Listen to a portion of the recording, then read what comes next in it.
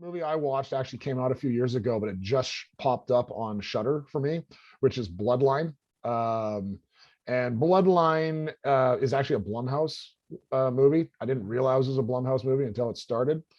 And it stars Stifler himself, Sean William Scott, Yeah. and as basically like kind of like a Dexter like Yeah. Yeah. character. Dexter's very similar personality to Dexter, like totally normal guy on the outside, family guy. He's a high school social worker.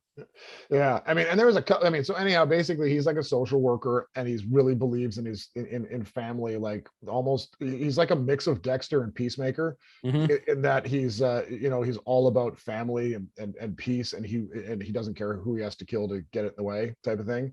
But it's not a comedy. It's not a comedy at Hmm. all. It's more Dexter than anything, and it's actually got some pretty gruesome graphic The scenes. gore is pretty intense in it. Yeah, Yeah. there's got Yeah. some good gore in it, which was pretty cool. And anyhow, there's some good gory scenes in it. And what watching it, I kind of realized, and honestly, it just popped up on Shutter, so I was like, okay, this is my one for this week. Showed up, and it's got Stifler. But knowing it's Blumhouse, I gotta say, the more I watch Blumhouse, and by the way, the Blumhouse model is he just comes out with whatever platform it's supposed to go to. If it's good enough to go out theatrically, he puts it out theatrically. If it's not, he'll just find a place for it. He doesn't care. He just picks a target budget, Hmm. makes it for that budget, won't go a penny over. And if it means that it goes straight to Shutter or it means it goes to a wide release, he doesn't care. It's just he that's just his plan. But when I watched it, the one thing I realized is like, fuck, Blumhouse knows how to make an indie horror. Like I was just like, the timing was good, it looked good. He gets the right actors at the right time. Like Hmm. everyone knows Sean William Scott, but probably didn't cost a lot of money to be in this movie, right? Like, and just the pacing of it, what was needed in it, like it just reminded me halfway through it. I was like, you got to watch more Blumhouse. Even the lower ones that don't get the big wide releases, watch them because Hmm. Blumhouse knows how to make an indie horror. And he's a great. We've talked about him in the past, but it's on Shutter now. I think there's multiple ways you can find it, but Bloodline's definitely worth checking out.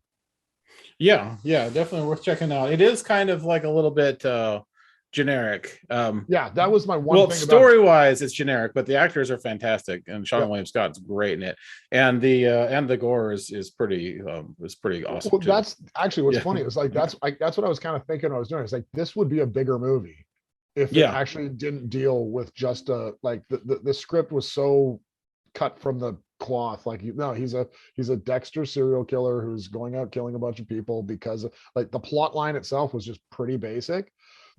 And where Blumhouse shines is stuff like The Purge, where it's a unique concept. Right, where it's like a little bit like larger than life kind of concept. Yeah, So yeah. yeah, the concept This one gets a was little much bigger. more toned down. Yeah, for sure. Yeah, or Yeah, scaled down, I should say. Yeah, scale down. But hey, yeah, if you're looking for a good, quick, and this one, I think it was like I was like fuck 80 minutes or something like that. It's a quick, awesome, gory movie with Stifler, and check it out for sure. That's my. I was pleasantly surprised after having a few that were less pleasant. yeah. Definitely worth checking out just for Stifler's performance alone. Yeah. Mhm.